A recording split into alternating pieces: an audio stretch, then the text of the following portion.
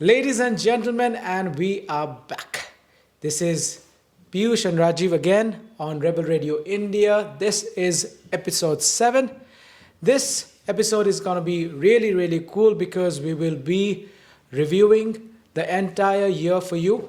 We will be talking about our favorite fights in the UFC, and we'll also be talking about fastest submissions or great submissions, knockouts, and we also have some really controversial topics to discuss like Conor McGregor, Jake Paul, and Adam the Paddy Pimblet. Paddy. Paddy Pimblet. Paddy the Pimblet. Pimblet. My apologies Paddy for Pimblet. the mispronunciation. But again, this is going to be an exciting episode. So this year, Piyush, has been an awesome year for UFC. We've seen so many great fights, so many great upsets, great knockouts, and submissions. So let's take it from here because let's discuss. I know we will be clashing with each other when we talk about our favorite fights, but I'm going to give it to you so we can discuss your top 3 or 5 fights that you saw this year. Then I'm going to interject whenever necessary. All right. So, first of all, 2022 was a very special year for combat sports, first of all, because last year, if you remember, 2021, it was the year of COVID. And most of the sports were not happening, and even UFC events happened in closed doors. So there was no audience, there was no crowd. And 2022, the crowd came back. The excitement of the UFC event, which we used to have earlier, came back once again. So this year produced some great fights. Some really riveting clashes happened. So I'm Riveting super excited. clashes. What's up with you, bro? I'm taking my English lessons. No, so I'm really amped up to discuss my favorite fights, and I know we did this thing where we prepared a list of our favorite fights. So let's start with the top 5 favorite fights, and I think I have a list here. I'll just quickly check. Till then, yeah. So I'll start with my top 5, fifth number fight being Calvin Kattar versus Giga Chikadze. Oh, what? This was a very brutal fight. I would say the most brutal fight of 2022. In this fight, Giga almost battered, bloodied up, took the fight to Calvin Kattar till the very end. And Calvin, who is such a promising athlete, he just gets beaten by some of these top elite level fighters like Max Holloway. He brought on a fire that we had never seen before in him. For 5 rounds, he just abused Giga with his punches, kicks, elbows, then took the fight to the ground, did heavy ground and pound. So all in all, this was a great fight. Did you see this one? No, I did not, unfortunately. Yeah, so this was a fight. If you haven't seen, guys, please go and watch it. Okay? So my fight. I'm going to start with UFC 274. Let me start with UFC 273. And by the way, guys, that fight was from UFC 270. So if you want to go watch it. 273. I'm sure a lot of you guys will agree. Gilbert Burns versus Mr. Khamzat Chimaev. I mean, my heartbeat almost stopped in that fight because Gilbert Burns came as an underdog. Khamzat was proving to be a menace in his division. He was just taking out people as if they were paper bags. They were just carrying people. The Korean dude, he just carried him off, took him to Dana White, choked him out. So when Khamzat was set to face Gilbert Burns, even though Gilbert Burns is one of the greatest fighters in the UFC today because great striking, great wrestling, and obviously world champion BJJ athlete. So the first round, I remember Gilbert was kind of intimidated in my opinion, and Khamzat was like he always is, in your face, saying that I'm going to kill you, all that stuff that he says. But again, as the rounds went on, Gilbert started loosening up. He started finding a way to hurt Khamzat. And Khamzat started feeling slightly fatigued. He started feeling the pressure that Gilbert Burns was bringing onto him. And that fight went on to 5 rounds. It was a 3-round fight. Oh, it was a 3-round fight. My apologies. Gilbert also managed to knock him down at some point. Oh my God. I mean, I'm sure we both can discuss these fights because it was a fight, almost the fight of the year for me, or maybe the fight of the year for me because Gilbert Burns was getting pounded in the very first round. Khamzat, obviously, he doesn't believe in backing up. He just comes straight to you, start punching you, starts mauling you to the ground and finishing the fight. But then suddenly you see Gilbert Burns slowly opening up. He starts landing a few great shots on Khamzat, and Khamzat starts backing off. That was the first time in Khamzat's, I think, fighting career where he was faced with such an adversary who was bringing the fight onto him and in his own terms. So I'm sure you watched this. What was your take on this? 100%. So this fight is also in my top 5 list. Okay. I have ranked it number 3. Okay. So let's just give our fans a little bit of background between these two guys, or like about these two guys. So Khamzat, as you said, he had been on a tear before this. He was knocking people out left and right. He competed within, I guess it was 19 days or 20 days between 2 UFC events, and he knocked out 2 opponents. And then he goes on to do that humiliating lifting of Li Jiang. Li Jiang, the Korean And Bulldog? No, he's not the Korean guy. He's a Chinese. Okay. So he lifts him up and he takes him to Dana White and then slams him and then chokes him out. RNC. It was crazy. So that was one of the highlight moment that he had, and which really brought a lot of global attention, because Lee is not a casual fighter. He is one of the best, one of the top guys in UFC, and comes out who made a statement by doing this. And also his grappling is so good, so terrifying, that people were really scared of the mauling. They were not taking fights from him. At some point, Leon Edwards was going to go fight Khamzat.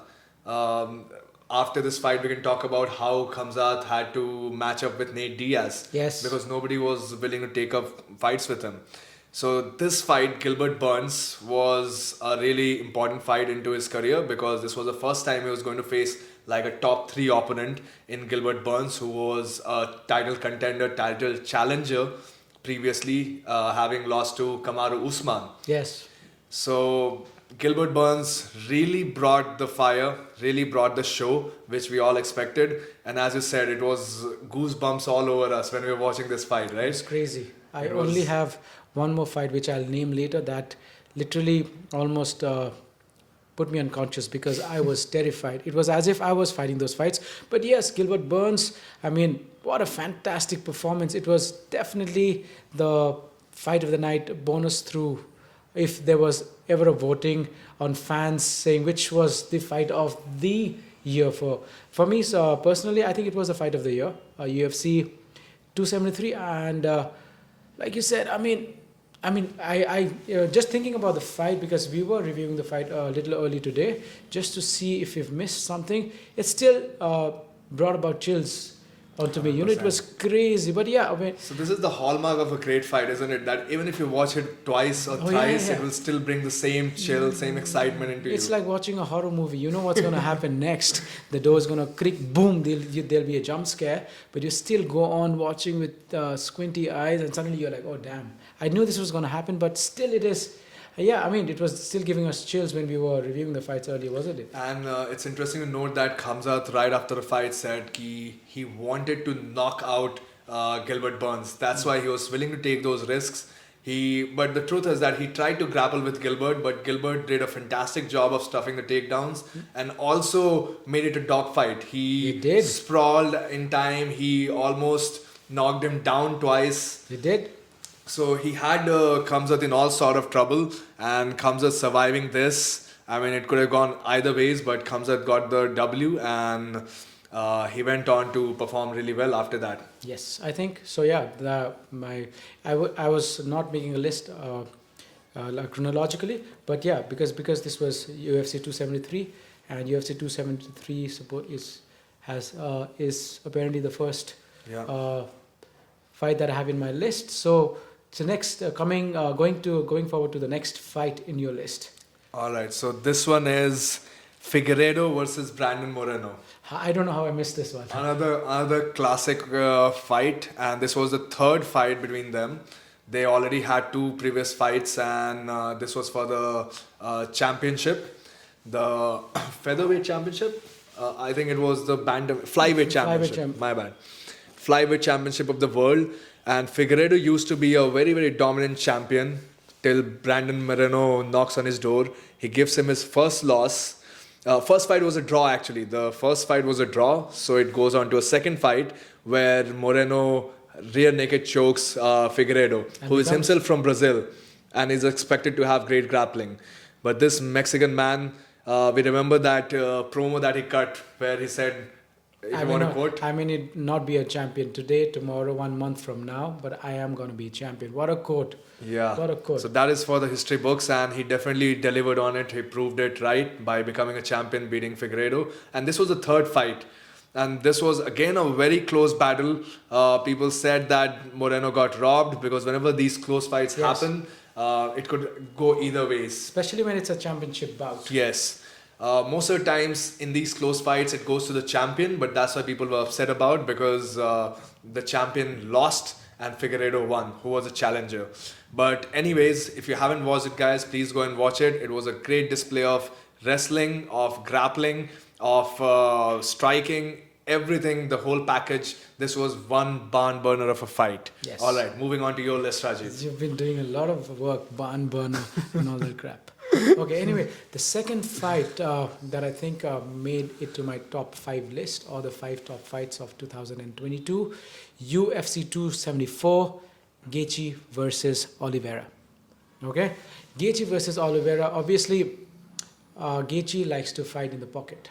He is like this mad dog who likes to swing, get into battles where he doesn't mind getting hurt, and he takes pleasure in hurting other people with his hard swings. I remember Gaethje, I think, rocking Oliveira early in the round. So let's talk a little bit about these fighters previously, because I feel Gaethje used to be the fighter who used to fight very, very throwing caution to the wind style. Then he goes to Trevor Whitman, becomes a really solid boxer, comes and goes for a title contention, loses to Khabib, obviously, in that famous triangle situation from the mount. And then again climbs and claws his way back to the title contention with Charles Oliveira, right? And I think it was this fight where Charles couldn't make weight. It was the same fight, right? Yes, it was. And it was declared that if Gaethje wins the fight, he becomes a champion. If he loses, the title remains vacant. Yes. So that was the situation preceding this fight. So it was a lot on going for Oliveira, because he was like, what, 0.5 Yes. pounds over, which is a very little margin for you to lose a championship. And he said those famous lines, the champion has a name, if you remember. Yeah, the champion has a name after And the that's- post-fight. Yeah, and that's Charles Oliveira. So yeah, coming back to the fight, it was an interesting fight because very different styles. Even though Oliveira likes to trade punches, but he is also kind of cautious, because when he takes you to the ground, he will finish you up. I think Gaethje was like Gaethje always does, enjoys getting beaten up and beating other people. He rocked Oliveira twice, right? Yeah. I mean, he was on the ground, but he was get up. I'm not going to. And as we have discussed, Oliveira likes to just go to the ground immediately once he gets rocked. Yeah, let's Like- talk about Oliveira's chin also, Yeah. because that's kind of fragile. So his chin is so fragile. We have discussed this previously in our podcast, which led to his demise against Makhachev as well. Non-grapplers wouldn't engage with him, and he would recover when he was on the ground, and that's the same playbook that we saw happen in this fight as well. Yes, because then Gaethje stands him up twice, which I think was a mistake. I mean, what would he even do? He would But- not want to go into his guard, right? Oliveira is a fantastic black belt, BJJ black belt, and he takes the fight to the ground and finishes people. But Makhachev comes in as a wrestler, and not white belt, and goes down, arm triangles the shit out of our friend Oliveira. But Makhachev's and Gaethje's pedigree is very Yeah, different. no, what I'm saying is he's one of the best fighters in the UFC in his 100%. division. So I'm sure he has some resemblance of a ground game. So maybe he could have tied. I mean, there are lots of maybes. So in my opinion, I think maybe he could have taken the fight to the ground. Not even getting into submission grappling exchange, but ground and pounding him. Getting into the guard, ground and pounding him, and getting up, maybe tiring Oliveira slightly more, because as soon as Oliveira could manage to put Gaethje to the ground, it was the beginning of the end. He takes him to the ground, and that RNC just sinks in out of nowhere. Yeah, And we remember watching that seated head and arm position Yeah, where so- he had the Kimura grip. yeah, it was the Oshiro Both Sankaku. his legs. Yeah, he attempted a Oshiro Sankaku, Yeah. the rear triangle. And then he ends up exploding out. But immediately Oliveira pounces on him like a backpack that he is. Yes. Reminding us of Damien Maya. And also Marcelo Garcia. Yeah. And then he finishes him from the backs. But yeah, very, very. It was very exciting. Why I exciting chose match. it as one of the better fights of this year is because of the excitement value it had for me as a viewer. I was always like, ooh, Yeah. ah. All of Oliveira fights, Yeah, right? all of Oliveira fights are his like that. He are goes, like oh that. no. Then he gets up. Oh yes. Oh no. Because I love Gaethje a lot because I study Trevor a little bit, and Gaethje being one of his students, he's always on the videos. And Gaethje seems to be a very nice guy. Also, a fantastic fighter. But it was a fight that I enjoyed a lot because it brought in a lot of these kind of moments for me. So that's why I picked this fight. So let's move on to your next. So my number third fight was, as I said, Hamzat versus Burns. So we already discussed that. So I'll move to number second fight. And this is again a Gaethje fight because Gaethje just involves himself in these exciting mad brawls. And this was probably the second most, you can call it irrational brawl that is on this list. And this is Chandler versus Gaethje. I mean, what can I say about these guys? I mean, these guys were basically let's go at it. They were like Iron Mike Chandler, guys. Iron This Mike. guy is a freak of nature and he's so wild. Like every fight, he throws himself into the fire. Yes. And he prays for the best. And most of the time, he gets the best results. But against these high-level grapplers who know high-level opponents, who just know when to put the foot on the pedal and accelerate, in those fights, he just succumbs. But other than that, it was a great, great fight. And if you remember, they were both bloodied and beaten up. Chandler was swinging wild in the last round. Fortunately, it was a 3-round fight. If it would have been 5-round fight, someone would have died in that fight. I think so because the amount of damage these guys were taking.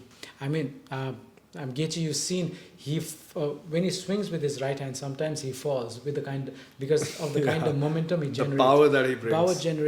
Power that he generates. Similarly, Chandler, people have been talking about his looping punches, but those looping punches is backed by tremendous torque. If that punch lands anywhere near to your chin, you are out.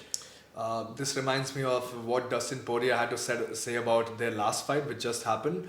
Dustin said that at one point Chandler had him seriously hurt, but if it was not for his looping punches attempt, where he was just swinging wild overhand rights, and if he would have gone for more straight punches, he would have gotten him out of there. Yes, I remember that. But I think maybe Chandler needs to change that part of his game. Yeah, because a lot of people are talking about it, and also as viewers and fans, we tend to see that he likes to swing because he's so athletic. I mean, if you see his Instagram videos, I mean, you see him striking less and doing this juggernaut kind of exercises where he's exploding from every angle. Super explosive. I mean, he's a freak of nature, like you just said. I mean, it's so wonderful. But again, coming back to the fight, it was a mayhem. I will not call that a fight. I would not call that a fight because it was a mayhem, but a great mayhem. It's great entertainment value. At one point in the third round, both of them were just standing in the pocket, and Chandler was like, "Just let's stay here and bang." Let's stay here. And I remember, I think Whitman, when he goes to the corner, he says, "Bro, I know you were enjoying this very much, but we need to get this over with." Yeah. You know those. You need these corners in your. You need these coaches in your corner, right? Yes. Because somebody has to make you sane. Because it's so easy to get into that fight situation where you are just trading punches. It sounds exciting. It looks exciting, but at the end of the day, you need a victory. Yes. And so Trevor just comes in and he's like, "Bro, please get your act together. We need a W here. I know you were enjoying it." Was I'm paraphrasing, but yeah, it was to the effect of, "I know you are enjoying it a lot, but please, we are here for the win. Let's get it done." So I mean, if you've not seen this fight, I'm sure fight fans all across the country and the world have seen it. But I think it's time we just go back and review it once again, just for the entertainment and the excitement it brings. So yeah, great pick. Can we move on to the next? Sure, yours pick. Oh, this one, I mean, UFC 275, Teixeira versus Yeri. What a fight. I mean, what can I say about that fight? I mean, it was as if I was watching the most drama-filled action thriller.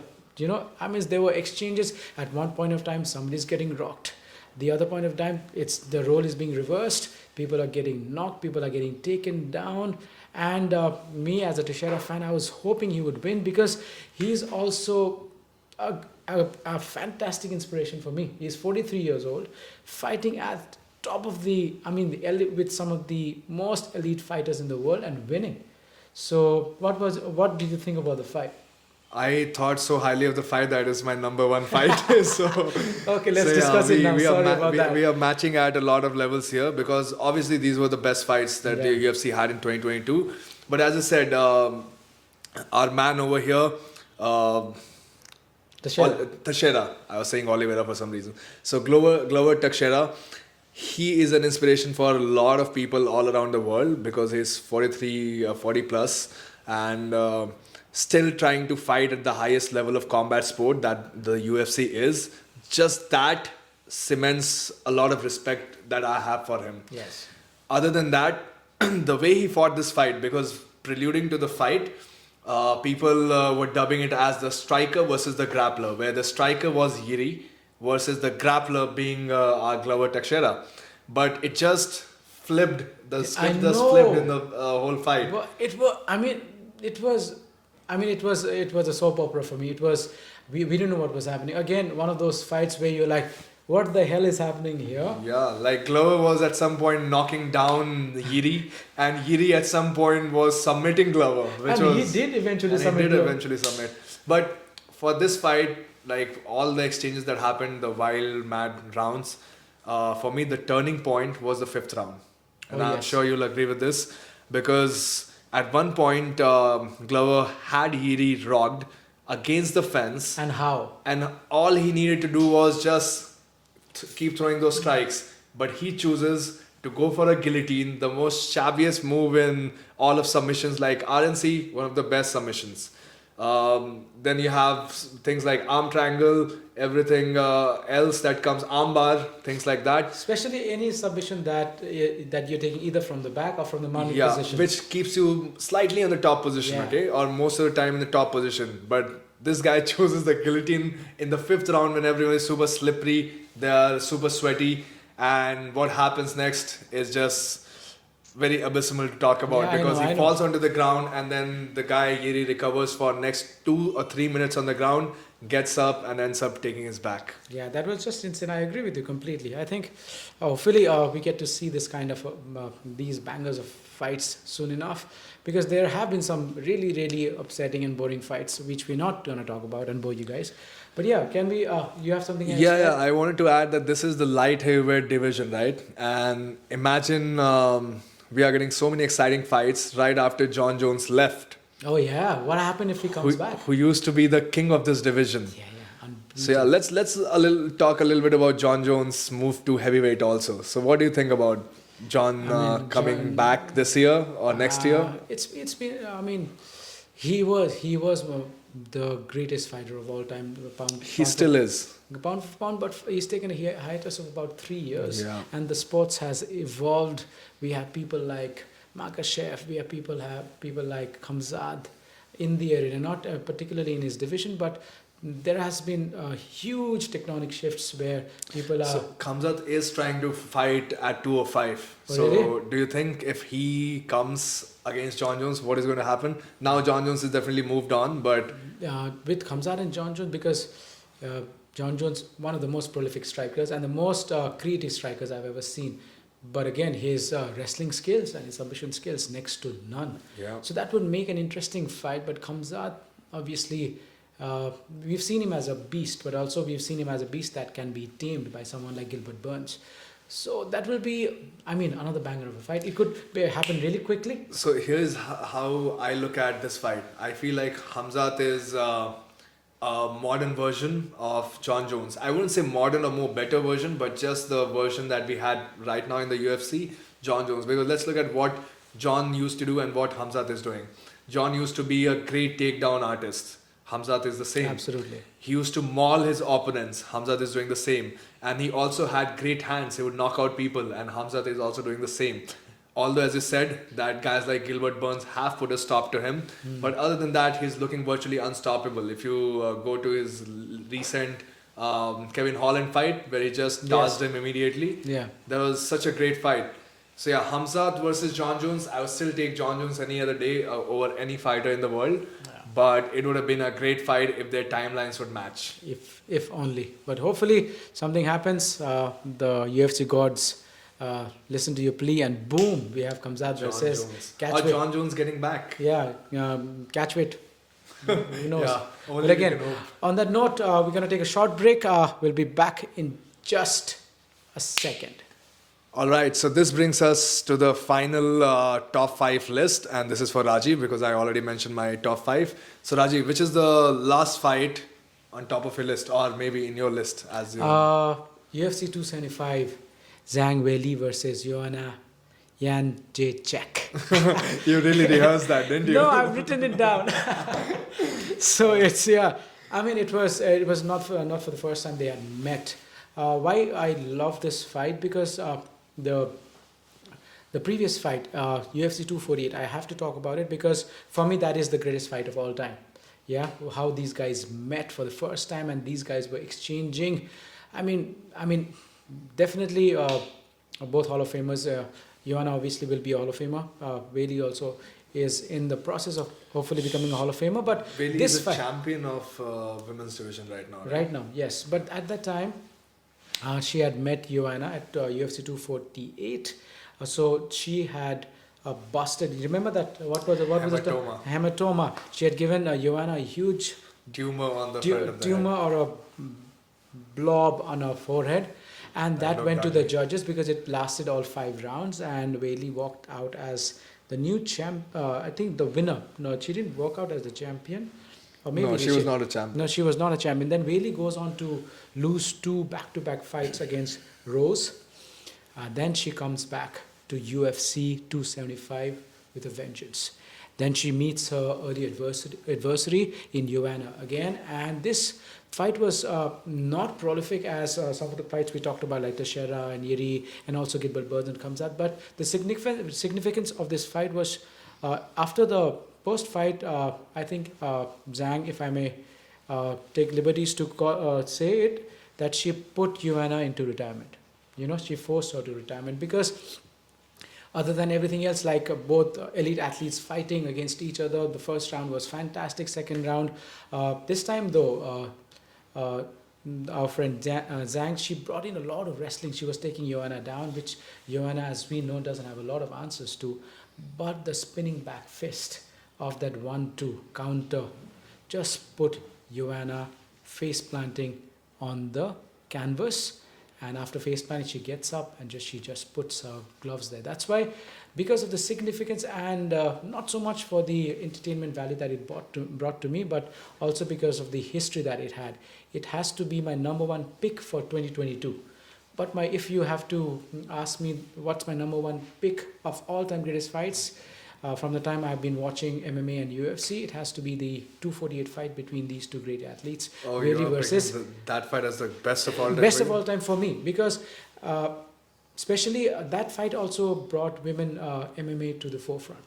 I think that fight cemented women MMA as a serious division. It also started bringing in the right kind of eyeballs and people talking about women MMA with the same kind of respect that they were talking about men's MMA, without trying to be pompous or disrespectful. But yeah, that thing brought about a change in the MMA circuit across the world. But yeah, my number 1 fight, just because of its significance and also because of the kind of exchanges that I saw, has to be between Zhang Weili versus Joanna Jędrzejczyk. Zhang Weili, in my opinion, is probably the female pound-for-pound number 1 fighter right now, just because of her fighting style, how well she mixes the takedowns, how good she is at striking. That spinning back fist that you talked about was legendary, like the way Yes. she timed it right when Joanna was going for a 1-2. Yeah, and those were leaping bunnies. She just times the cross, turns around, and boom! Perfect. She cracks the Perfect head and execution. she goes face planting to the She ground. fell like a flat board, right? Yeah, onto boom! the She face goes, and that planting. was the end of her career. Hopefully, fantastic. UFC loses another fantastic fighter. Maybe she decides to come back like Misha Tate once again. Let's And see what Joanna happens. had her heyday, right? Like she Oh, yeah, was yeah. champion for Oh, 4 or yeah. 5 times Oh yeah, in a row. she's She defended. almost to the level of Shevchenko. Amanda Nunes, that kind of Amanda- level. She used to rule the division at one point, but then Rose came in and then took the championship away from Yeah. her. So it was unlike the recently concluded championship bout between Whaley versus Esparza. That was not a very exciting. I think you're meaning Rose versus Sparza. That was no, a boring the one. Whaley she just fought. Yeah, but that was a good fight because she got a finish from No, the I mean, crucifix. but it was not a championship fight for me. When two people fight for the Yeah, championship. you're saying the level was not matched. the level was not matched at all. Carla Esparza has been a veteran of the UFC, right? So now definitely these newer girls who are coming with much better skill sets. But she was also in a 6-fight win streak before she met Whaley. Yeah, she was. So yeah, I think she was stopped by But Whaley. most of her decisions just come through decisions. So Yeah. I don't enjoy her fights personally. Especially the Rose fight. that we should have done like the top 3 worst fight of all time, and that will be the number 1 for me. Yeah. Ever. Number 1 ever. Yeah. I sometimes Nothing happened in that fight. I Basically. sometimes dream about it and I switch off. Even Izzy versus Romero can be similar. Yeah, breath. wait, but yeah, there were strategies to it, but entertainment value was generally zero. I would rather see 2 cockfights. That brings more entertainment. Watch a fight. What's the name of the movie? Brad Pitt. Fight Club. Fight Club. I'll rather watch that. How dare you forget that? I'd rather watch that fight than watch that fight, movie than that fight again. Again, let's move on. Let's not get too long with this. Now we have some exciting topics like the best knockouts. So, because I've been talking a lot, I'll give it to you. Knockouts. So again, this year we had some fantastic knockouts. I have more than 3. We are doing top 3, but I have a couple more just go as for it. honorable mentions.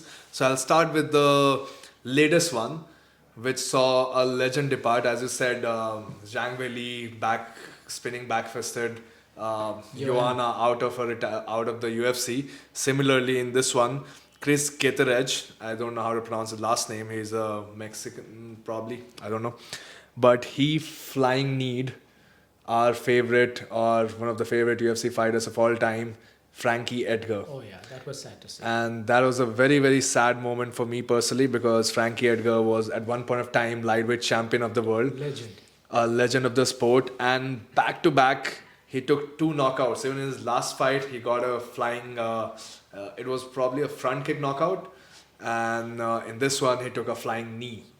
And that too happened in front of his own family, in front of his kids. That too. which That they was showed on that the was camera. supposed to be his last fight. Yeah. I think these guys were trying to give Edgar a great exit by matching him up with the. But this fighter. Chris guy is really dangerous matchup. Yes.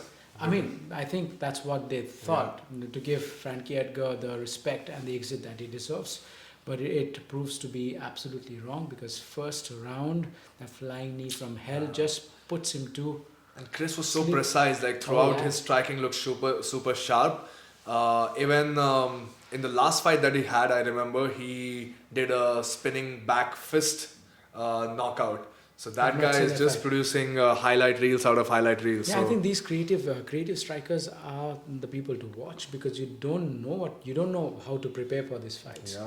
And Frankie coming back, obviously a veteran of the sport coming back to give the sport something. I hope he is doing well because, like you said, I mean, he was in front of his kids, his wife, his mother was there. I think. Well, what do you think about that topic though? Should you bring your family to a fight like MMA because then you get I to don't see know because extreme especially brutality? if you're a father to young kids, whatever the outcome of the fight is, it is I think difficult. If my father was fighting, it would have been very Yeah. difficult for me. Very sad. Even if the result goes in favor of my father, it would be difficult to see anybody try and hit my father. Yeah.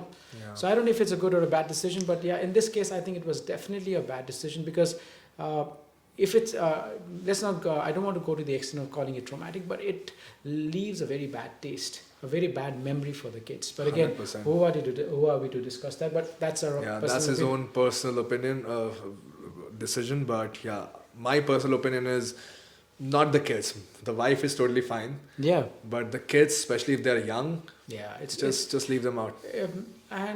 yeah, because they're seeing their father getting beat. Interestingly, on the same card, Izzy fought Alex Pereira, and he for the first time did not bring his family. Oh. because he was like, I wanted to be zoned in, completely focused, and he also knew in the back of his mind the possibility that he might get Yeah, knocked because out. I think this was his third loss. Yeah. Yeah. I think, but like I was reading about, or maybe social media is kind enough to give me this information regularly. Uh, this Alex this opponent, Pereira. Alex Pereira, talking about an opponent that he just can't win Yeah, against. Yeah. exactly. So he's already lost 2 fights against this gentleman. I'm afraid I'll have to look it up. I have not done my research. But yeah, and he was also of the view that if I fight him again, which will He said that guy has already retired now. now if I And fight him again, yeah. I'm sure I'm going to lose. It's just some styles which don't match up against your Yeah. style, and you have to accept that at some point. I know Izzy is such a strong and tough competitor that he wants to somehow get that taste Because of that that's victory. the only blip in his career. Yeah, I would not call his heavyweight fight a blip because that was light heavyweight light with heavyweight Jan. fight. Yeah, because that was the weight was unmatched. The ground skill was unmatched. But this, Even this was potentially like technically a light oh heavyweight. yeah, this guy didn't look like 185, Yeah. bro. What are you eating? You look like a 235er. You look like a giant in front of Izzy. You know what will be great if Alex decides to move to 205 and win a title there itself. And who is he gonna meet there? So this is very latest in terms of MMA news. It was scheduled between, I guess we'll fact check it later because I'm going to murder this right now, but it was going to be between a rematch between Glover Teixeira versus Yiri.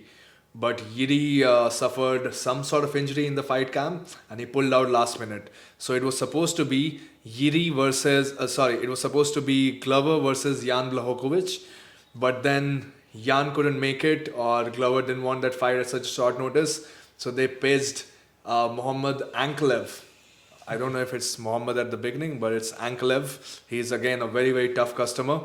And then Glover was like, okay, come on, at least give me 1 month to prepare because at such short notice, if I go and if I lose, that just brings me down the ranking. Of course. And UFC kind of said, okay, we are not giving you any fight, and left him on the sidelines, and now it's going to be Jan versus Anklev for the title. Oh wow. So that's the recent development. Maybe if I got 1 or 2 names wrong, we'll fact check and correct But it. again, you should do some research. Let us know in the comments. So in that situation, if Alex with his extreme power and great kickboxing walks in, he might as well as become a champion in that division. Imagine Alex meeting his own mentor. Oh yeah, that is the exact reason why he was not fighting in 205, by the way. Okay. Because Teixeira is the one who is training him. Yes. He's training under Teixeira's camp.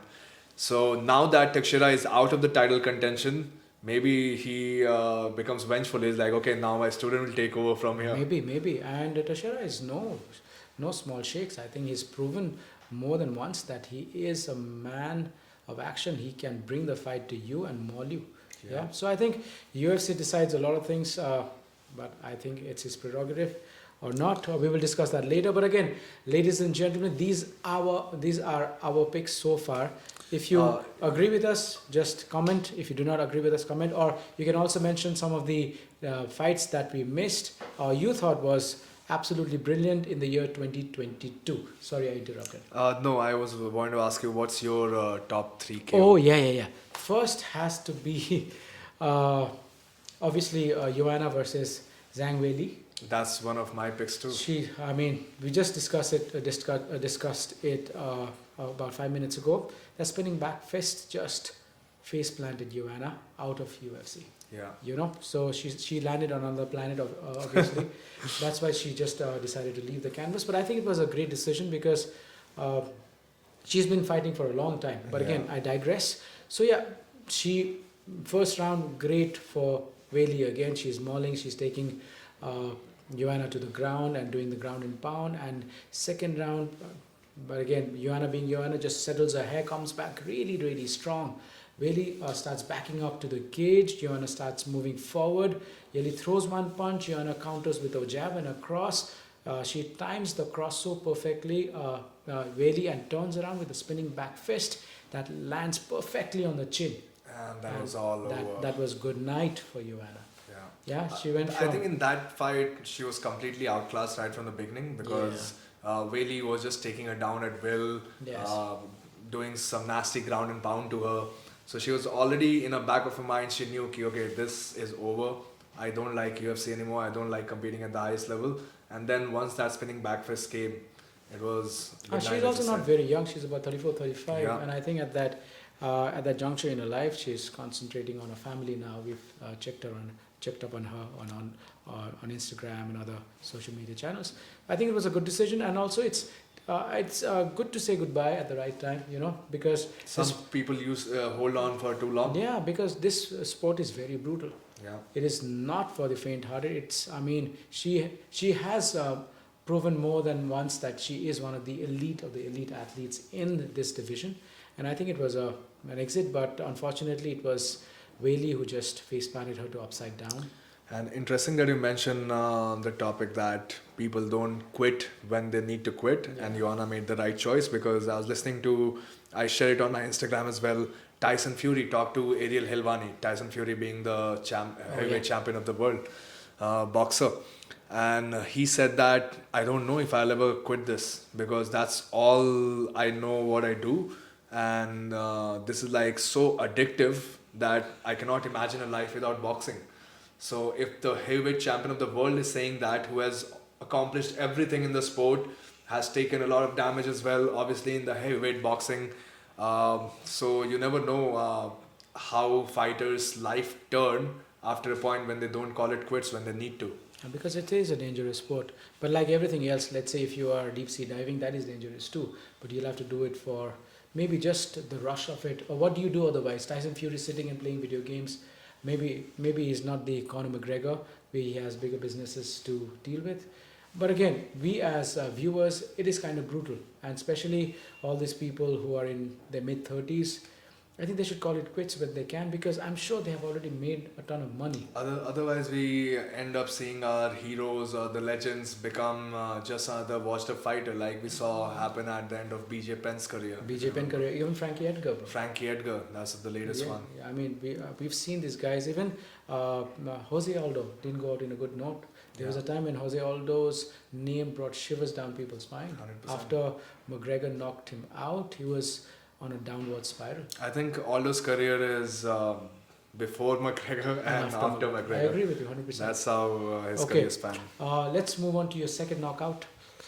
My second knockout was the Wei Zhang Li one, which we discussed. So Okay. that was my number third actually, because I had an honorable mention, which I should have done at the very end, but we did it.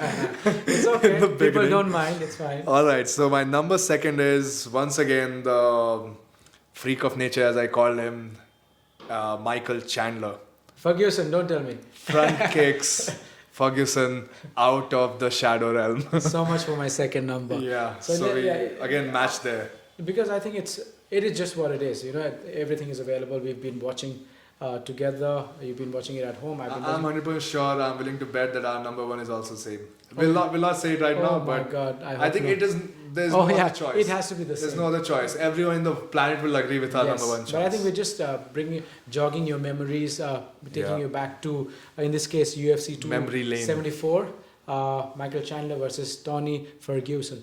Tony Ferguson, a freak of nature. You cannot call. He's the complete MMA artist in my opinion. But again, there are certain things that I don't agree on of his personality. Which What do you don't agree about? I think it's just too loud. General demeanor. General demeanor, too boisterous. What I dislike about him is the way he writes texts. Like you see, he just jumbles up all the capital and uppercase, lowercase. It's because he's been Very hit in the annoying. face too many times. Probably that. Yeah. I hope his So comprehension is yeah, better than sorry, mine. I interrupted your number two, Michael Chandler versus Yeah, Tony. so it's same for both of us, and we all saw what happened in that fight. First round. Do you think it was a lucky shot, or did Chandler plan it? First round, Tony Ferguson was looking good. So it's not like Tony was completely a washed-up fighter. He was still in the fight. He never is actually. Yeah, and we all know how wildly unpredictable both these guys are in their fight. So I think they asked Chandler this question, that was it like a lucky kick? And if you start thinking in that terms, everything becomes a lucky kick or a lucky punch. That's because true. you throw a punch, you throw a kick, and you hope for the best so that it Yeah. lands when the people are there in the pocket. And I think he just made a very, very right choice. Ferguson was just at the perfect distance. His hand was down. His hand was down, his chin was exposed, and he landed that front kick, and we remember the picture that came out where his face was looking aged like Yeah, I mean, 20-30 he years. almost looked like an alien being. Yeah. He almost looked like someone from Predator or someone from the Alien movie. I think that's the worst nightmare about being an MMA fighter, Oh, yeah. that once you get knocked out, it's not just the concussion and everything that you suffer, it's also the post-fight media coverage where your face looks dramatically, and we'll talk about this in our number one Yeah, pick. it's crazy because Yes. I mean, you become a meme generally, and forever, like no, and what nobody is happens taking is that. they unfortunately this uh, Fight well, I game. mean, this fight, these kind of memes, they are brought in your face, and you just can't seem to shake it off. That's the power of the memes. That's the power of the memes. So every day you see, maybe after a while you get so used to that nonsense that you're like, I think "Oh, damn." because the fight game moves on so quickly, it's Yeah. still fine, because then somebody else becomes a new meme, and then people And move on. the next one, I'm sure we Yeah. agree. I think let's not dilly Let's dally go on this for it. one. Kamaru Usman versus Edwards, the fight number 2. Kamaru Usman was doing everything. I mean, he was winning the fight. Let's give people a little bit of background. Yes, go ahead. Should we take a break before that so that we can do it perfectly? Yes, let's take a Alright. small break. We were talking about Kamaru Usman versus Edwards, and we are at the section we were discussing the best knockouts of 2022.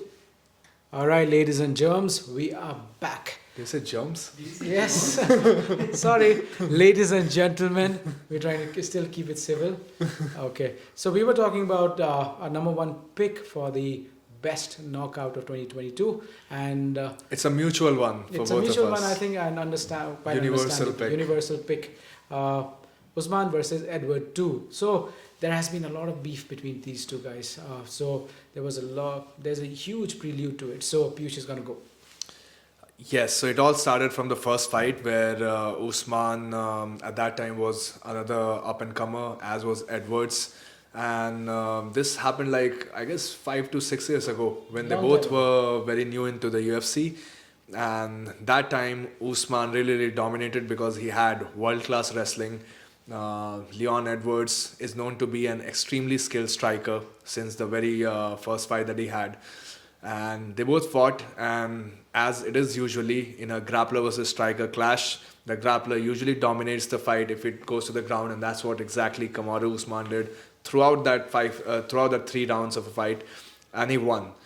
And now, 5 to 6 years later, Edwards is slowly climbing, and getting his way up into the UFC, and Kamaru Usman is now a champion, right? So I think Leon Edwards it was called at some point the most unlucky guy in the UFC because Yes. he was number one contender for ages, for 3 to 4 years, right before the COVID hit. And then due to the visa issues, due to travel restrictions, he couldn't make it to the US because he's based in UK. And that's why he was denied the title opportunity for the longest time. Dana White said he's not an exciting fighter. He does not bring a lot of media attention, fans attention as some of the other fighters do. So that also kind of held him back. But ultimately, he did claw his way back to the championship. He survived that Nate Diaz scare, if you remember, Yes. where in the 5th round he was almost yeah. knocked out. Because I think Nate Diaz chose not to knock him out. You think so? Yeah, because he had hit him and Nate Diaz was saying, bro, Yeah. if only, if I wanted. Probably Nate was like, yeah, you have to go and win the championship because Yeah. I'll probably get mauled by Kamaru. But I think that Edward fighting someone like Nate Diaz also got a lot of eyeballs to. Yeah, so that exact moment really made people notice this guy. Yes. Even though it was in the bad light because he almost got knocked out and still survived to win. But till that 4th round, he was having a clinical performance Yes. with Nate Diaz. Yes. And then in the 5th round, he almost gets knocked out, clipped, and wobbles. Nate Diaz chooses not to finish him. And finally, he hangs on to the victory. And then we get to see him against Kamaru Usman. Yeah, the fight that was meant to happen. Yes, but it finally took happens. 5 years in the making. But I think that was the best way to shut your naysayers with that left high kick. But what happened in the entire fight though? Oh my God! I think It was a 5-rounder. no, I think Kamaru Usman is still a way better fighter than Edwards in totality. Because just of the beating that he was giving Edwards in the first 4 rounds. Five rounds. He Yeah. was getting beaten up till Was the getting last beaten 30 up. seconds. And I think Or 1 sometimes minute. it's just bad luck, you know. Kumaru, I had resigned on my bed. Yeah. I was resigned on my bed. Okay, Kumaru is taking, because he's one of my favorite fighters, just because of the power he brings, about the energy of a great fighter that he brings on the tip. However, if you remember, the first round was pretty exciting, where Yes. Edwards had his back, Yes. had Kamaru's back at some point. Yes. Yeah, so after that, Kumaru goes on a wrestling clinic, striking clinic. He out wrestles. Obviously, Edward can't match Kumaru's wrestling. Nobody in his division actually can. Yeah. So he was getting mauled left, right, and center. Also getting hammered with his fists and kicks. And that high kick from hell comes out of nowhere, and it just makes a meme out of Kumaru. In just Kamaru 1 dips second. by defending. Was it a cross or a jab that he was I defending? think it was jab. a jab, and he dips towards the wrong side with his hands down. And Edwards, the precision striker that he is, he sees an opening and capitalizes on it. Yeah, that head kick was heard throughout the world, guys. It was such a brutal knockout. I was glad I was not looking on my phone, because I was kind of bored. I just watching on the television. Boom! And a sprinkle of sweat moves on, and Kumar Usman just go, whoa, doom. Yeah. And the arena goes crazy. Joe Rogan and all that. Like, you see those videos, Yeah. you know what's happening? They all look like, what the hell happened? And Flabbergasted was the right flabbergasted, word you know, for that flabbergasted. situation. Yeah, so we picked the same one because I'm sure everyone watching or listening to us will pick this one as the number one knockout of 2022, because of the impact it had on the global MMA scene. 100%. I remember my friends who are not even into MMA, they started sharing this video and showing, oh, this is like a movie where your protagonist is losing the entire fight, and in the end Salman Khan comes in and then just knocks out. Exactly. So that's like a Bollywood script. Salman Khan analogy works, because he is the hero, let's say the underdog who comes from a humble beginning. Kumar Usman is that giant of an athlete, a bad guy, and he is mauling this guy, and at the end of the day he looks at his mom and says, No, his lover. oh, his lover in this case. He looks at his lover and says, I'm not giving up this time, baby. And I'm gonna Or he's maybe just knocked out. He's knocked out, his eyes are shut, and then his love interest shouts his name, and that just wakes him up. And there is an echo in the room. Hello. Ud jao. Energy travels. आज तुम्हारा दिन है. And suddenly You can't give up on me. You can't give up on me. ये तुम्हारा सपना है. तुम्हारा बेटा देख रहा है जो मेरे गोद में है. Some shit like that. But yeah, because it had that kind of soap opera feel to it, and this guy just knocks someone like Kumar Usman, a monster. And the memes that could come out Oh of my that. God. Open, wide-eyed Kamaru We're Usman. just very Desensitized. desensitized human beings. No, I mean, we are just Yeah, like in this age of social media. in this age of social media, we are so fast to share somebody's misery. You know, and we are making fun of it. I laugh too. I'm guilty. So It's just provokes some sort of visceral reaction that is so primal in our I think it's that when somebody on the top psychology. falls, Exactly. What do? You laugh, right? You always like, oh, the underdog wins, because most of us feel like underdogs every day. Let's not get into philosophy because I go on a tangent. But yeah, so I hope you guys agree or disagree with some of the picks that we had as our favorite knockouts. If you disagree, write the names of your favorite picks of the year. I hope you don't. And This if is the you best agree, one. just give us a thumbs up. It'll be interesting. Now let's move on to the Exciting section. exciting section, because we brought grapplers first, getting into the submission, the first top 3 submissions of 2022. This time we'll also include some of our Indian fighters. Oh, one of my favorite, I'm sorry, it came as an afterthought, my apologies. The knockout Shamanand had against Richard Bouts. Oh yeah, honorable mention to that. Honorable mention to that, because that was a deadly knockout. It was India versus England, and Shamanand obviously from coming from a huge backdrop of loss, win on a tear. Just to quip on that, it's Mearns versus Shamanand. I have a huge beef with this thing that goes on to Indian MMA. I don't know why Indian MMA in general, where they make it country versus country. No, it's just to individual fighter. When Cornor fights against Khabib, they might dub it Ireland versus Russia, but it's not Irish people fighting Russian people. The tanks are not out, the nuclear codes are not being shared, Yeah. and the president doesn't even care. Exactly. So Probably they are watching the fights, but they are not. They don't care. Fine. They will know. There will not be any diplomatic sanctions or sanctions in any form. They will not be saying, "Okay, border pe laga do aaj." So let's go fight. So I think we should keep it between two individuals. Yeah, like how they made Ulumi India versus Pakistan. I It mean, was come on, not. it was Ulumi just an had- athlete versus It was an athlete versus athlete, and let's keep it at that. I think we are athletes first, national second, religion third, so on and so forth.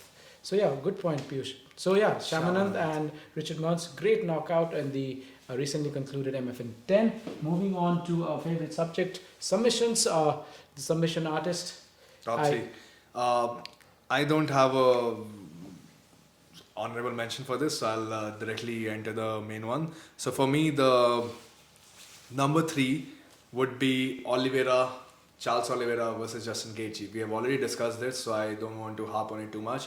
But it was a great submission just because the way he pounced on his back after being knocked down twice and almost losing the fight. Yes. He just turned the table in that fight, as you said, and got the submission. Any thoughts on that? No, I think you're right.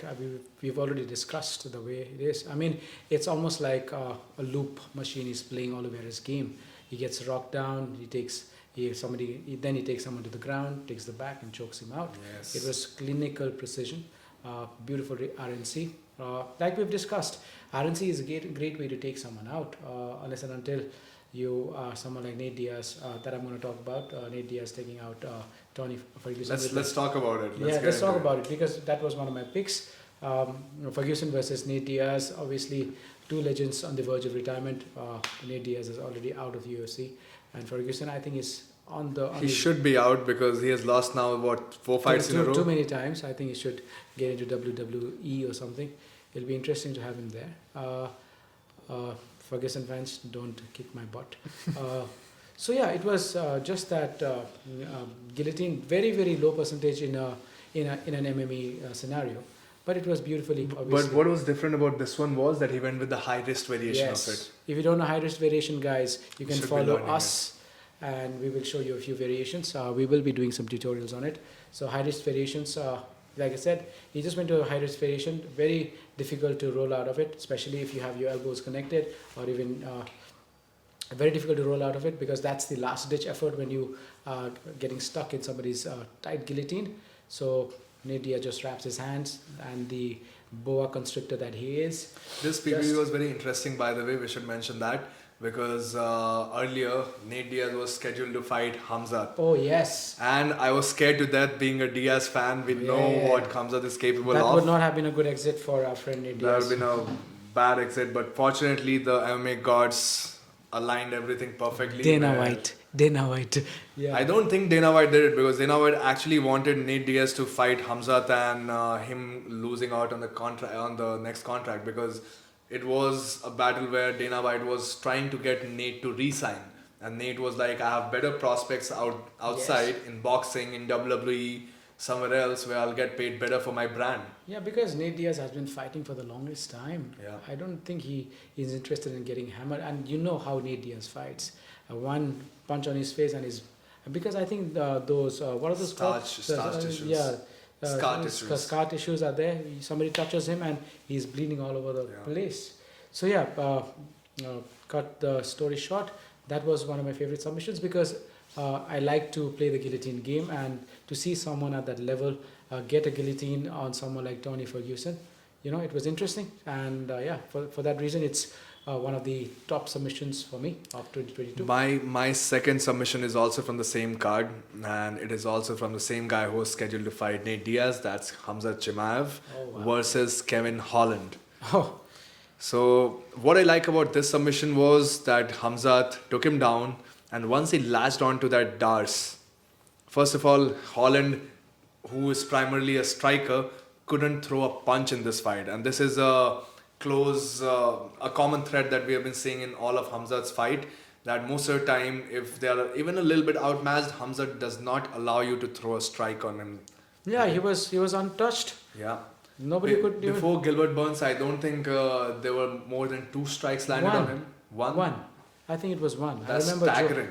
That's staggering. So, but again, to come into our friend's defense, because he was fighting to fight someone else, and suddenly So was Hamzat. So was Hamzat, but Hamzat's game plan is the same. Yeah. I kill you. Okay, that's his game plan. What's your game plan? I kill him. I go to get. I'm gonna kick his butt. That's his only claim. He's not gonna go. I'm gonna throw the jab overhand. I'm gonna take him down and slowly get the dust. He said, "I kill you." That's his game plan. Great game plan. It's been working great so far. It works. And what was interesting about this was that he kind of what started the whole demise of Kevin Holland in that match was that hand touch. He faked that hand touch, and as Holland reached for the glove, he immediately took a shot, took him down, and then there was no getting up. Holland, to his defense, did try all the Granby rolls, but you are not getting out of Hamza. Too strong. Have you seen those Instagram videos where 2 people are trying to grapple with Hamza? Yeah. I mean, that guy is not human. You check him. And not for, I call upon USADA to check him for being an android. He's not made of skin and bones. He's not for steroids. He's not made of skin and bones. He's just made of titanium and all other good stuff. Because 2 people wrestling him, he treats other elite grapplers like as if they've not been grappling at all. Just like Makhachev, same pedigree, I guess. Yeah. So my pick would be slightly different because I'm loving what Paddy Pimblet is bringing to the table. So I was watching his fights and I saw his fantastic RNC submission against Jordan Leavitt. They had a bad history. Oh, that was a great fight. Yeah, that was a great fight. So much of grappling. We watched it together. Yeah, I mean, so I think even for our Indian MMA fighters, we don't want to sound that we know more than you are, but look at that fight. Look at the study that fight and understand the importance of the underhook battle. Yeah, like this fight had the best cage work defense by Paddy that you'll see in any fight. Because Leavitt was not a joke. Leavitt was a good wrestler. Fantastic wrestler, and he was the one dominating the cage exchanges. And he was winning the underhooks against the cage. Yes, and whereas because his head was Paddy was elbowing him and getting the underhook, reversing him, and suddenly he reverses him, gets him, and he gets on his back with his bottom hand trapped, and that was the end of it. So just because of the clinical precision of what Paddy did to Jordan, I'm going to pick that one because I think it was even for me it was a case study of how to impart that knowledge to some of the athletes that we have in our academy. At one point in the match, he hits a beautiful switch, if you remember, from the overhook. And we have to name drop J-Flow Judo here. Justin Flores was also the coach of Ronda Rousey. So he's doing some fantastic work. If you are not following his Instagram, it's J-Flow Judo. Please do that if you are an MMA fighter, because you get to see some of the best takedown and counter takedown judo style in his videos. Yeah, shout out to our friend over there. So without this kind of knowledge being, just given out for free, it would be so difficult for us to source, especially in India. We were trying to source every technique from outside. Yeah. So this guy is out there just doling out information for us. So thank you so much. Doesn't he also have grappling instructionals that we're trying to get? Walwaza. But it's so difficult. I've not been able to find something that I can get. But hopefully soon enough, because that's worth studying. So the switch that you talked about at one point, I think the switch was the game changer in the fight. He gets pushed towards the wall. He's trying to fight for the underhook, and suddenly he takes his left hand, he grabs his left leg and switches. High grip and then high switches, and that was the end for Jordan because then he latches onto the back, and unfortunately Jordan's bottom hand is trapped. Yeah. So when your bottom hand is trapped, there is nothing you can do. You cannot hand fight because you are fighting 2 hands against 1, and it was just a matter of time where Paddy sunk his RNC and just choked him out. Beautiful finish. And Paddy has done great striking work in the cage. He has also shown great grappling, so he's one of the better talents that we have. I think so. Yeah, I think so. We will also be talking about, we have another section coming up right after this, where we'll be talking about some of the trivia, some of the controversies, But let's talk about Paddy. The way he has branded himself Oh yeah, is probably one of the best in the UFC recently. I think Paddy comes out of nowhere. 2017, he loses a contender series, gets into depression. Yeah, gets into depression, and one of the very vocal advocates of antidepressants for men, not in medicines, how to take care of yourselves. That it is what is marring a lot of athletes because he. I was just reading upon him. There was recent news which talked about he went on a depressive spree for 3 months. Also tried killing himself. So also, one of his best friend died. Yes. Killed himself by suicide. And Paddy in itself, I digress when Piyush asked me the way he's branding himself. He's this guy who loves pizzas. He's not ashamed to talk about it. He loves his pizzas. He doesn't make a huge deal about being a UFC fighter. He wants to enjoy his fights. He doesn't make a fuss about something losing. that I can relate to. Yeah, I mean, I think a lot of people can relate to. That's why get in shape when the fight is close. Yeah, and that's why a lot of people are being able to relate to him. You know, not everybody is. Other than Instagram models who stay fit 24/7, 365. It's not possible. So this guy, now again, obviously his pizza shenanigans, his post-fighting press conference where he's chugging down Coke and eating pizza, and also the recent events that have come forward where Jake Paul is inviting these guys to spar, and Jake Paul is saying, if you win, I'm going to give you $1 million. I think that's going to happen. That's going to be interesting. Again, all these lighter tidbits that we want to discuss right after this. So see you guys on the other side. All right, ladies and gentlemen, welcome back to Rebel Radio India. This is still me, Rajiv and Piyush. We were on the verge of ending our discussion on the submission of the best submissions of 2022 in an MMA fight. So I had discussed about 3 fights. Now it's Piyush's turn. All right, so my last pick of the top 3 sub is again one of the man involved is Charles Oliveira, but unfortunately this time he's on the receiving end of a submission. Oh. And we all know who this is, Islam Makhachev. Yes. So why I picked this as my number 1 submission is because getting submission on someone is one thing, but getting a submission on a submission artist in himself, a submission specialist in himself, absolutely agree with is you. a great achievement. And that's what Islam did. And the manner that he did that, by first knocking him down, passing his guard in a flash, and then putting on that squeeze, that insane squeeze that we've talked about previously in our podcast, man, this was a complete package, complete dominance, and it being the championship fight made it the cherry on the cake. Yes, I think I agree with you 100%. I did not pick this because I know you were going to pick it. Somebody had to. Yeah, so just for flavor. But again, the best pick, because it was done in such a controlled fashion, such boisterous fashion. Dominating fashion. Where you are the champion. No, bro. Not even close to what I can bring to the table. I'm not a black belt, but I'm going to show you what a great grappler is. So one knockdown, passes the guard, and arm triangle. It's a strong man's choke in my opinion. Yeah, 100%. And you can imagine the kind of pressure Makhachev must have brought to the table where someone like Oliveira just taps instantly. Yeah.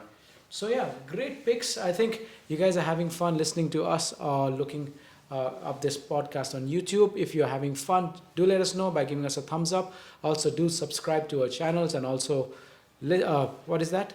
Ring the bell icon so that you know what we are posting when we are posting.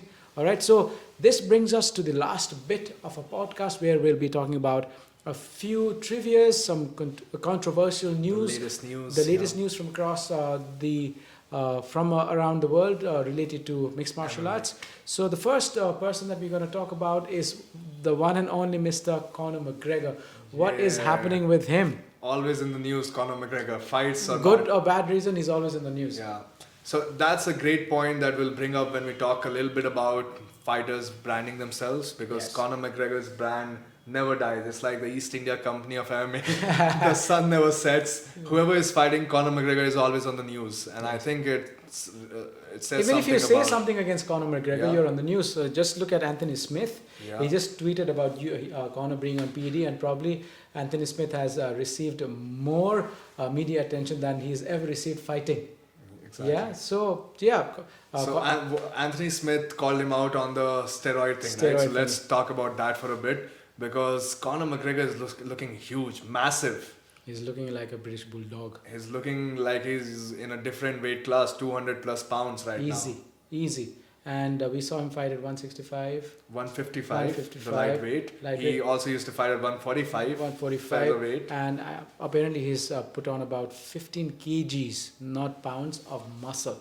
That's something you can't do without these performance enhancers. Yeah. But again, to his defense, he's been tweeting a lot about saying that I was taking performance enhancers to get. Has he admitted to it? I don't think he has. No, blatantly, he's not. But again, he's saying that I have to take care of my body. I mean, there's a huge undercurrent under his statement. He's not saying, okay, I've taken PEDs, but he's actually hinting it. Like, okay, I had to take care of my broken foot from my last fight, and I want to be able to be that dad that can play with the daughter. So my recovery is on point. He was also giving some examples of Anderson Silva, Chris Weidman. So I don't know. I mean, is he gonna fight? He just sold his company for $600 million. Also, there's another controversy brought out by his dear friend and training partner Lobov. Artem Lobov. Yeah, but let's first talk a little bit more about this one because I'm really interested in what do you think? Should the fighters be allowed to take steroids if they are not contracted by the UFC, but they are a very well-known fighter and we know that they are going to fight anytime soon in MMA? Or do you have to abide by the USADA rules and regulations only when you are under the contract? What do you think I about think that? PEDs are basically cheating, in my opinion. But it's in the cage competition, right? What if I just take it outside the cage where I'm not competing with someone, but I'm trying to heal my broken leg, as you said? No, I mean, for that kind of treatment, I think you don't need the kind of quantity Cornor must be taking to build that kind of muscle. But don't you think like he has the access to the best doctors in the world with the kind of money he has? No, I don't. I have a moral problem with it. Okay. I have a moral problem. I don't have physical. Obviously, your body becomes your priority, and when you want to heal, if you want to take PEDs or whatever the hell that you want to take to get better, and have a better living, physically at least, I'm all okay with it. But for competing, we've seen this in the BJJ community also. We've seen this in most of the sports. In BJJ, it's like open season. Steroids. Because we've seen people who weighed nothing, weighing about twice as much, gaining about 40 pounds of muscle. The Ryan brothers. The Ryan brothers. Example of it. Ryan brothers, look at them. Coming back to the point, you asked me if it was okay. I don't think it is okay. Unless and until, like I discussed, if it's just to heal yourself. But if you have to, if say Cornor wants to get back to the cage once again, he should be testing negative at least twice. Yeah. So that's what they do. Once Cornor decides to come into the USADA pool of testing. So the other reason why what people are giving about this is that when you are in the USADA pool, they test you whenever they want to, right? And for that, you have to provide them the information of your whereabouts. So you have to constantly tell them that I'm at this location, that location, and they have full access to just barge in through your door and randomly test you. That's like under one of their contract rules. So I think Cornor, being a multi-millionaire, almost a billionaire at this point with the company that he sold, the proper 12. Yeah, the whiskey company. Yeah. So being such a man of that high stature, you don't want for other people to know these kind of sensitive information of where you're partying, where you're chilling, what you're doing. So I think that made complete sense for Cornor to withdraw from the pool. And then obviously, as you said, to heal your body faster and be a good father, be available for his family, he needed to do all those things. And he has the money, he has the access to the right kind of support system, support staff. So it completely makes sense for him to do whatever he wants to heal himself quickly. Of course. But yeah, when he comes back, now the question is that what weight category is he going to fight in? Because he looks, as I said, 15, 20 kgs heavier. 15, I mean, I just saw the stats. It was 30 to 40 pounds. Easily 90 kg of muscle mass. Easy. He's looking big. Yeah. He's looking enormous. I mean, big is an understatement. So yeah.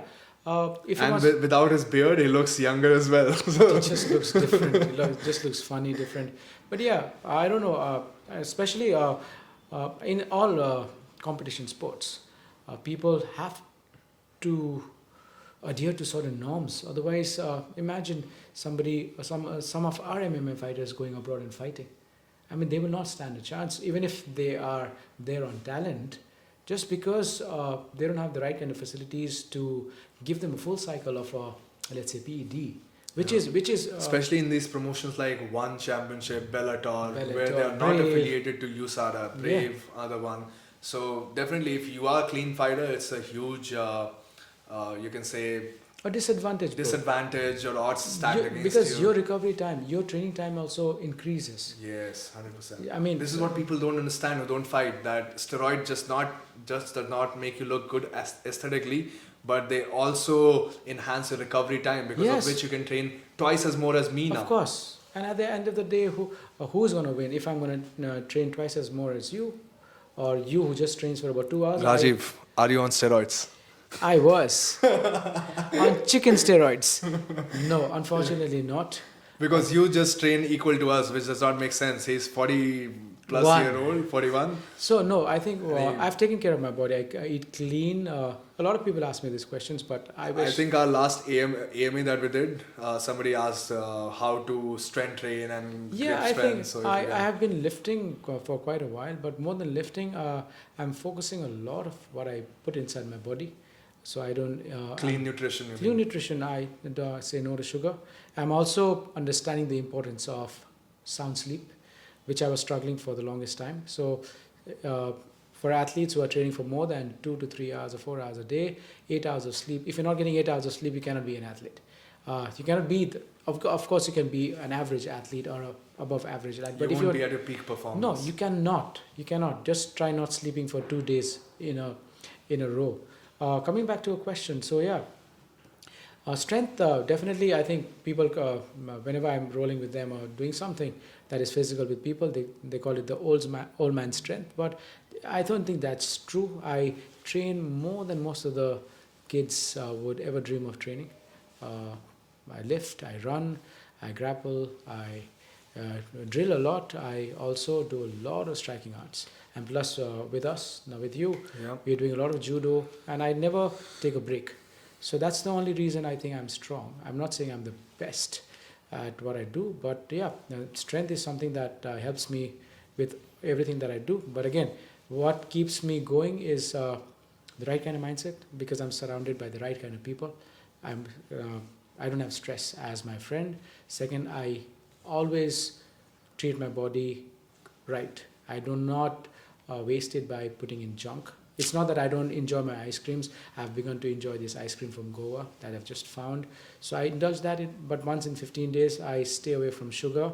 And more importantly, I respect the body and give it rest when it wants to. That's about it. Great. That was a great answer. So if anyone of you are listening and are curious how to be fit and in shape at 41 years of age, that's the advice. Okay? Hopefully that helps you. So yeah, Piyush, coming back to Conor McGregor, okay? I mean, from the time we've seen Conor, he has been the most boisterous thing. I think the best thing to happen to UFC, in my opinion. To MMA. To MMA, yeah. Because I think, MMA was not as popular pre-Corner as it became post-Corner. yeah, he just brought the right concoction of controversy, some boisterousness, some cockiness. So that the things that we used to see between, let's say, Fraser versus Ali, that kind of, heated up press conferences. Remember, he 100%. going to Brazil and insulting our friend Jose Aldo, Jose Aldo. as if he was in Ireland. Even with Khabib, he was offering Khabib whiskey and all that. Everything that brought in all the good and the bad eyeballs. The Khabib one, I think he Overdid it? Overdid it. But apart from that, as I said, yeah, he made UFC and MMA and everything fun. He made it like a true show business where people were really tuning in to initially watch him lose, because once you become so flagrant and so in your face against your opponent, a little bit disrespectful as well, which you have to because it's a fight game. So that just changed the nature of how people viewed the fighting in general. Instead of it being just a rash way of human cockfighting, as they used to call Yeah, it, I mean, it I became an entertainment. I think that's what Conor brought about, because without entertainment there is no money in any business. Yes. I think that's why WWE, even though It's not a real fighting if you think about everybody it. knows it's staged, but we love it. Yeah. We love things that are concocted. We love things that have a story behind it. Rock is one of the biggest actors in the world, thanks to WWE, and that's why heavyweight boxing, because boxing is a way easier thing to do. Apologies for the word easy, because No, it's true because MMA is way tougher. Way tougher, because there are so many elements, so many different variables. So when things are easy, why do we love cricket so much? Because your father gets you a ball, somebody gets you a bat, your drawing room becomes your... It's easier to understand as well. So you love football because you just get a round ball made of plastic or made of paper, and there are two people and you are already doing... you're already playing football. Initiation is very, very young. For MMA, in India especially, we run an academy. We know people still label MMA as a brutal sport. They think my child's going to be aggressive. Most of the parents who come in here, until and unless their ward has been with us for about a month, they are still wary that is my child going to be aggressive. So for a sport that is so brutal in its outlook, because there is blood, there is breaking, there is people going out and getting knocked out unconscious, Cornor brought about that entertainment value that made it so interpersonal, so made it so personal for me as a viewer. So I wanted to have that swag. I wanted to move that way. He brought the swagger to the UFC. He brought the swagger to this fight game called MMA. So I think that's why Cornor is never going to die out. He's gonna be one of the best things to have ever happened, like you correctly said, MMA, not just UFC. So, but what's with this deal with his friend Artem Lobov? So here's the inside scoop about that. Artem Lobov used to be the best friends with Conor McGregor. I mean, I think that's not right now, but for the longest time they were the best friend. He was his closest training partner, his sparring partner, and you know how sparring partners relationship develops with you, right? Because you get so close, you are trading punches on a daily basis, they are helping you prepare for the biggest fights of your life. So it almost becomes like a brotherly relationship. Yes. Sometimes even closer than that.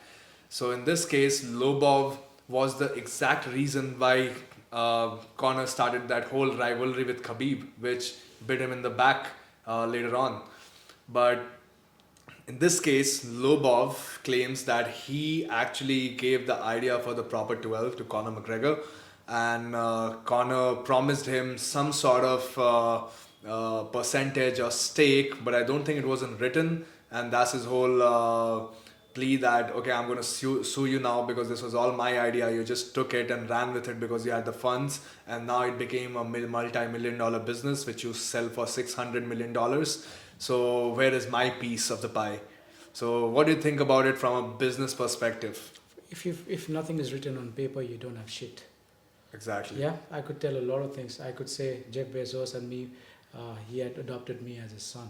Yeah. Till I can prove it on paper, there is nothing. So I think whenever you are getting into these agreements, if you are into the fight business, any kind of business, you have to protect yourself first. And you can't be like, oh, this guy is my best friend, so No, he'll never do this to me. You've seen father and sons getting at it. I mean, father trying to oust the son, or the son trying to oust the father. As soon as the big money comes in, it just becomes it just becomes money is black. Money is the face of money is really, really black. Friends, family, brothers, sisters, mothers, daughters. I mean, they're just pieces of a small little puzzle, and puzzle that you can easily pick and throw. Because when you're sitting at about $600 to $800 million, and why do you want to share it with anyone? If Conor was a good man, maybe you would have given him a couple of million. But again, Conor is a businessman. A couple of million is a lot of money. That's a lot of money. Nobody would Conor want to is a give it businessman at the end of the yeah. day, and especially I think it's Lobov. There is no case. There is nothing. What is the judge going to say? Oh, he said this to you. Conor is going to say, I didn't say it to him. I'm just going to say. With money, we can say this with absolute certainty that Conor has now lost all of his former friends, because he used to be friends with Dylan Dennis also, if you remember. Oh yeah. And look what happened to Dylan Dennis post Conor. Oh my God. Earlier, he used to be in his entourage, be part of that same gang, and then now he's getting beaten up in the streets by some random YouTuber. Yes. Did you see that viral video Yes, where he got I have. I mean, he's being knocked out? He's being beaten up by everyone. He just gets rocked with the left hand on the face. He almost collapses. I think Marcelo Garcia, one of the greatest grapplers of all time, one of the best teachers of all time, was right in firing him and his friend. What is his name? Mancher Khera. Oh yeah. Yeah, both Yeah. of these fighters were ousted from the gym for all the wrong reasons. I mean, these guys were some of the best grapplers in the world, and they got blinded by some lights that bling that Conor McGregor bought. Now Conor McGregor doesn't give a two rat's ass about these two people. Who Yeah, are they? and they were at the highest level in the grappling when they started becoming friends with Connor. Marcelo Garcia is one of the nicest person on the Yeah. planet. Even I used to doubt that decision. I was like, okay, maybe he's just being brash on Twitter, but why are you sending him out of the academy? Because I still believe in a little bit of free speech, that you should be able to say what you want, at least on the social media, as long as it's not like provoking religious sentiments of global scale. You can still be a little bit You can voice your brash. opinions. Yeah, you can voice your opinions. And at that time, Marcelo firing was a difficult thing to digest as grapplers, as a grappling fan. And Dylan Dennis and Manshair used to be the top grapplers Yes. during that time. And since then, they've been on a downward trajectory where Dylan is now out on the streets getting beaten up, getting just Yeah. assaulted by a have you random seen the bodyguard. way he looks? He looks shabby. He got a mullet, yeah. Yeah, he's the got a last mullet. He video. looks very, very shabby, and it's kind of sad because I remember watching his videos roll with Marcelo. Marcelo used to use him as his oki all the time, Yeah. and there were some amazing videos of Marcelo teaching some amazing techniques and his rolls. With Remember the Copa Podio event where he fought in the gi? And I that don't- against Leandro Lo, the flow grappling documentary. I have not seen that. That was one of the best performance of his career. He was a brown belt back then. He goes to this event in Argentina called Copa Podio. That used to be one of the biggest jiu-jitsu event at that time in the gi. And he fights against guys like Herbert Santos, against Nicolas Meregali. Oh, what was it? Was it? What? It was John Combs as well John in the Combs as same well? Oh event. yeah, I've seen that. I've Even not- Dylan Dennis was maybe there. I decided not to focus Yeah. on Dylan Dennis. So all these guys were there, and it was the best of the best in the jiu-jitsu world. And unfortunately, now he is out of that entourage which he so famously associated himself with. I Yeah. don't know how he's sustaining himself, making money So I think, off I mean, these YouTube no rivalries. advices, but I think, please, fighters, the bling is kind of bright initially. So if you're making some kind of money now by winning fights, keep that money safe, invest it well. Invest it well, because one loss is all it takes for you to go on a downward spiral. Downward spiral, yeah. So it's going to be very ugly. So whatever monies you are making, please take care of that. Invest wisely so that you don't have to worry about things later. When you are absolutely secure, then you can start engaging in buying yourself blinks. But again, just a suggestion, not even an advice. So yeah, that is Conor McGregor in a nutshell right now. I mean, he is one of the top dogs in MMA. Not one of the top dog in MMA. If you just count the amount of money he's made over the last 5 years. Talking of money, let's talk about PFL. Oh, Because this my God. organization is creating ripples in the MMA industry. Absolutely, the Pro Fighters League, led by Peter Murray as the CEO, Yeah. $1 million. So what does PFL does? Can you explain? PFL? I think they have this league championship running throughout the year, all divisions, and the winner of every division is paid $1 million.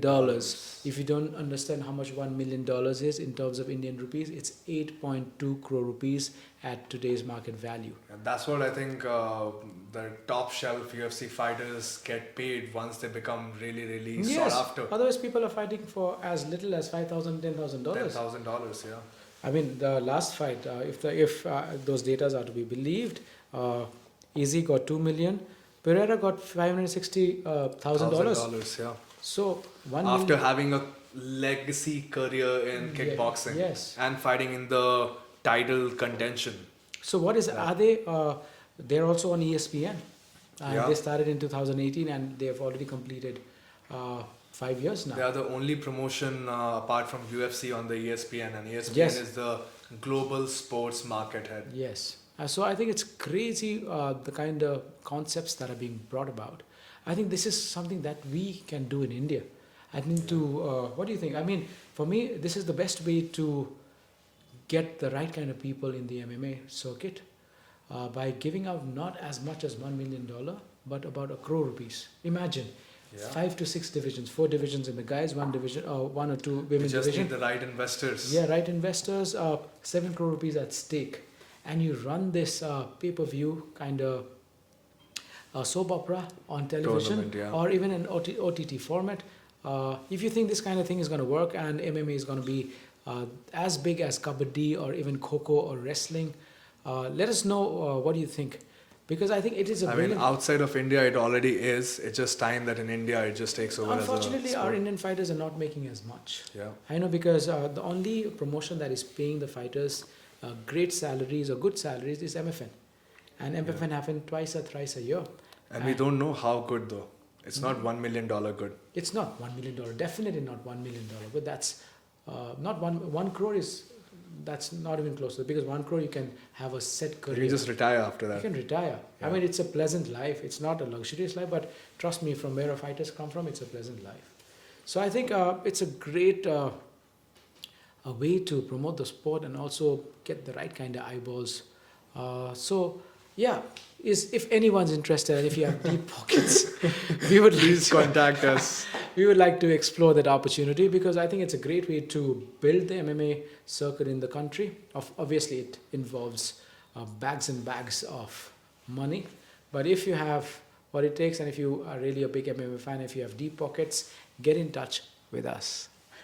So yeah, as I think before we say goodbye, Piyush, any final thoughts to end the podcast? I mean, this is the end of the year now. Today is December 1, right? Yes. December 1, the last month, and it was a pretty successful year, not just for the UFC, but for us as well, because we did something called Strangle. The 5th edition is now in 2 weeks. Guwahati, baby, we're coming. So guys, if you haven't signed up yet, please do go ahead and sign up for the Strangle tournament. It's going to be a banger to end the year with, and just test your submission grappling skills. Overall, a pretty successful year after the 2 dark years of COVID. So we are very, very fortunate and blessed to have gotten through with it very successfully. What are your thoughts on this year? Yeah, I think it's been great. 5 strangles in 9 months. I think we are putting money where our mouth is. Yeah. Putting money where our mouth is. I'll say it slowly for some of you to hear it. We've spent a lot of money in growing the grassroots level of jiu-jitsu in the country. So thank you so much for all the athletes. More than that, if you are in Gurgaon and Delhi NCR, if you want to check out some great martial arts, an authentic MMA gym, please give us a shout out. We are at Rebel MMA India on Instagram.